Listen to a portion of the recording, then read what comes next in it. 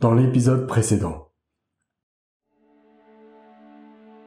Alors qu'ils viennent de capturer Foka et de libérer leur lieutenante, l'équipage de l'Astre Tardif prend le large, laissant celui de Vénus et Pirate pour mort.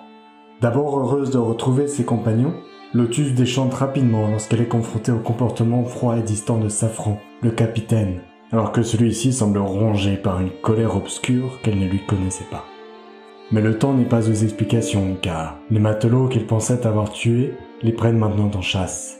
Une bataille navale paraît alors se profiler à l'horizon, mais lorsque les premiers boulets de canon de Safran ricochent sur les planches du navire qui s'approche à vive allure, l'abordage s'avère inévitable. Les deux groupes ennemis se lancent alors dans un combat féroce où les balles sifflent et les épées s'entrechoquent. Rapidement, l'affrontement patauge et l'incertitude règne quant à l'issue du conflit jusqu'à ce que Bruce soit blessé à la jambe, obligeant l'équipage de Vénus et Pirate à fuir, laissant derrière Foka, seul face aux dangers qui l'attendent sur l'Astre Tardif. Mais c'est alors qu'une lueur d'espoir apparaît. Lotus serait prête à trahir ses anciens amis et à aider nos deux capitaines.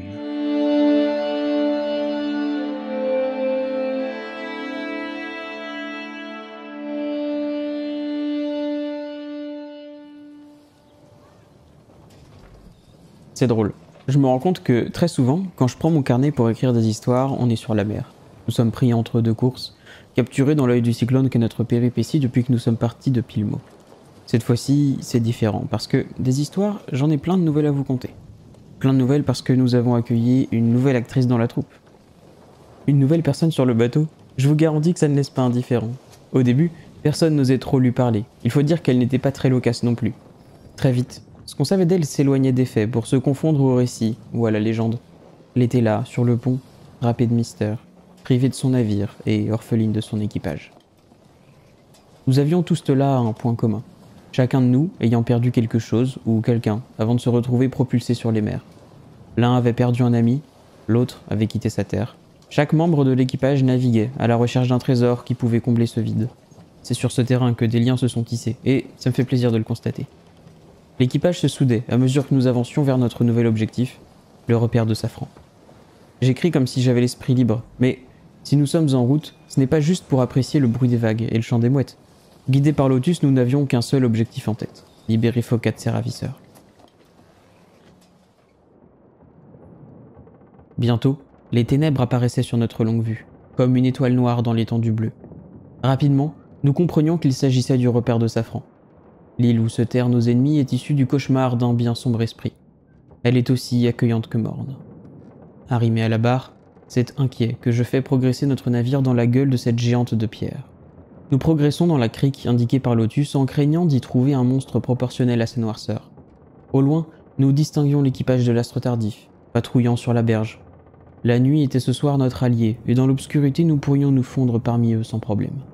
Des arbres morts longeaient l'espace où nous décidions d'arrêter le bateau. À peine je posais un pied à terre que je discernais des cris au loin. Je les attribuais tout de suite à Foka. D'un seul homme, nous nous élancions dans leur direction. Lotus guidait notre chemin vers les cris, et en quelques secondes, qui semblaient des heures, nous étions arrivés près d'une petite grotte dont une sombre lueur s'échappait. En nous approchant, nous découvrons une grotte humide et sale, d'où on ne distingue que le sol. Une mer de ténèbres recouvre les murs et le plafond. Au milieu de cet océan noir, un petit îlot de lumière. Tels les marins que nous sommes, nous naviguons dans cette obscurité et nous approchons discrètement, déguisés comme la nuit. Alors, nous nous arrêtons. D'où nous sommes, nous voyons Safran, Aliénor et surtout Foka. Il semble blessé. Nous ne distinguons pas ce qui se dit, mais Safran semble très en colère. J'ai l'impression de voir une bête affamée, dénuée de raison. Safran semble perdre ce qu'il reste d'humain en lui à mesure qu'il lève la voix. Les quelques mots de lui que nous discernions semblent maintenant les cris d'un animal torturé. Foka est là, blafard, Safran décoche un coup, je me lève et Vénus me plaque au sol. Pas maintenant! Nous sommes désemparés, spectateurs du macabre. Je ne peux me retenir plus longtemps à la vision d'un enfant torturé par un démon de la pire espèce. Safran lève son bras, au bout duquel quelque chose scintille. Une arme! Une seconde, un instant, un éclair, d'un coup une impulsion, et nous sommes autour d'eux. Non! Tout est noir, tout est vide. Je rallume mon flambeau et le sol semble de nouveau tangible. Je pose la main sur le corps de Foka, dont seule l'ombre bouge à la cadence des flammes de ma torche. Il est en vie. Vénus me rejoint. Foka, tu nous entends? Qu'est-ce qui s'est passé? Oui, je vais bien. D'autres lueurs apparaissent alors et révèlent les visages de nos compagnons, puis Aliénor. Une lourde pierre à la main, elle la jette et se tourne vers moi et Vinus. Il faut que vous sauviez Safran. Il faut arrêter cette folie. Il a franchi une ligne de plus. Il a failli tuer un gosse, putain. Mon avis, il risque pas de se réveiller tout de suite avec la dalle qu'il vient de recevoir sur la tête. Il respire, mais je ne suis pas sûre que ça suffise pour lui remettre les idées en place. Pour ça, je pense que je sais ce qu'il faut faire. Il faut vaincre la source du mal qui l'habite. Finissons-en avec cette histoire de trésor. Donnez-moi de quoi écrire. Je lui tends mon carnet sur la page de la carte que j'ai grossièrement dessinée sous un déluge de boulets ce matin. Parfait. Il faut que vous alliez ici. Moi, je reste avec Safran. Pourquoi est-ce que tu viens pas avec nous? On peut mettre Safran en fer dans notre cale.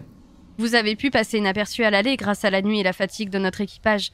Mais au retour, avec leur chef sur votre dos, ça risque d'être une autre paire de manches. Safran ne sait pas que c'est moi qui l'ai assommé et ne peut pas s'en douter. Partez devant, je le ralentirai comme je peux. Je lui adresse un merci, referme mon carnet que je plonge au fond de ma veste et fais signe à ma troupe de me suivre. Nous avons une destination et j'ai bien l'impression que c'est la dernière. La nuit était tout juste tombée. Enfin, nous y étions. Il n'y avait aucun doute, c'était l'endroit que nous indiquait la carte. La lune, presque nouvelle, se faisait discrète dans le magnifique ciel étoilé. Seule une faible lueur parvenait jusqu'à nous, nous offrant ainsi un décor encore plus effrayant qu'il ne devait déjà l'être de jour.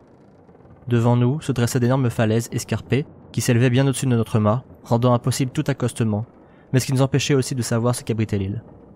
Seules quelques ombres d'arbres morts nous apparaissaient dans la nuit et venaient parsemer les rebords des parois de cette terre mystérieuse. En plus de cette muraille qui semblait infranchissable, à certains endroits, des amas de rochers s'avançaient dans la mer, parfois même ressortaient de l'eau à plusieurs dizaines de mètres des côtes.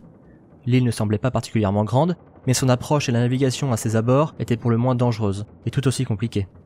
S'il devait y avoir un gardien à ce trésor, il était là. Heureusement, nous avions avec nous Bill, notre meilleur navigateur. Il fallait s'en remettre à son expérience et son instinct. Et, je dois l'avouer, cela me rassurait, nous avions déjà pu tester récemment les capacités de résistance de notre bateau. Au bout de quelques instants à tourner en rond, longeant les côtes, nous remarquâmes une entrée dans la falaise au niveau de l'eau, et qui semblait s'enfoncer dans les entrailles de l'île. L'ouverture n'était pas particulièrement grande, mais assez pour y entrer avec notre navire. C'était là notre seule piste, il fallait essayer. Après quelques manœuvres parfaitement exécutées par Bill et le reste de l'équipage, nous nous engouffrâmes dans ce puits de ténèbres. Le bateau s'avançait doucement dans la cavité. L'obscurité y était totale. Bill tenait la barre, mais nous avions mis nos vies dans les mains du destin. Quoi que se trouve au bout de ce tunnel, nous y allions. Le silence était assourdissant, mais nos cœurs battaient tellement fort que nous pouvions quasiment entendre celui de nos voisins. Au bout de quelques secondes, qui nous parurent des heures, le bateau s'arrêta net, d'un coup, ce qui nous fit presque tous tomber en avant. Nous devions avoir atteint la fin de la caverne. En me relevant, je remarquai que je commençais à distinguer les formes de mieux en mieux. Est-ce que mes yeux avaient réussi à s'habituer à l'obscurité? On aurait dit que les parois de roche alentour émettaient une légère lueur bleutée qui allait en s'intensifiant. C'est alors une vraie cathédrale souterraine qui apparut autour de nous. Notre navire était à flot, un peu à l'écart du centre de la salle, à l'aboutissement du canal qui nous avait conduits depuis l'extérieur jusqu'ici. Le reste de la salle, complètement vide, n'était faite que de pierre. Les murs et le plafond étaient recouverts de petites inscriptions indéchiffrables ou de décorations gravées. Seul, au centre de la pièce, accroché à une dizaine de mètres du sol, une sorte de poulpe géant, dont la tête visqueuse rougeâtre, parsemée de petites veines dorées, semblait battre comme un cœur, et dont les innombrables tentacules, des dizaines, non des centaines, s'étendaient dans tous les sens et allaient s'accrocher aux parois. À peine avions-nous eu le temps de comprendre où nous étions arrivés, que la bête commença à bouger. Un gémissement rauque résonna dans l'immense espace. Avions-nous réveillé le gardien du trésor? Était-ce l'heure du combat final? Plus les secondes passaient, plus le rugissement ressemblait au cri de douleur d'un homme qu'on torture, plus l'animal se débattait violemment. Ses membres se détachaient les uns après les autres de son corps qui commençait à s'ouvrir de toutes parts, comme se désintégrant, laissant échapper une fumée noire se répandant dans toute la salle. Nous étions pétrifiés devant ce spectacle répugnant, ne pouvant à la fois non plus détourner le regard. La bête, maintenant presque en morceaux, finit par cracher Il était impossible de décrire ce que nous avions devant nous. Un animal? Peut-être. Un monstre? Sûrement. Un homme? Comment cela serait possible? Je n'avais jamais vu horreur pareille. Dans aucun livre de biologie, marine ou terrestre. Dans aucun manuel de zoologie. Nulle part je n'avais encore entendu parler d'une telle abomination. Je ne connaissais pas cette chose, mais ces yeux dorés qui me regardaient, je les connaissais. Pedro ?